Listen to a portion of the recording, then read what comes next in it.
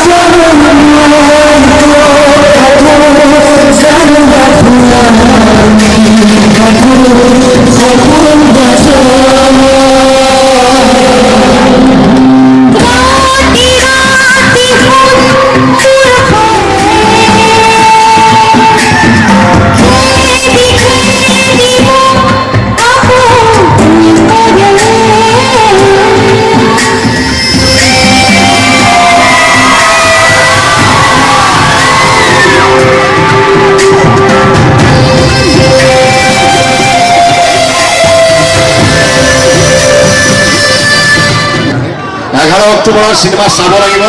আমি সকলোৱে গম পাম যে অসমৰ ভিতৰত যদি হায়েষ্ট মানুহ গৈছে জামুগুৰিৰ পৰা গৈছে, তেতিয়াহ'লে মোৰ মনটো সকলোকে লগ পাম, সকলোৱে লগ পাম। বাই।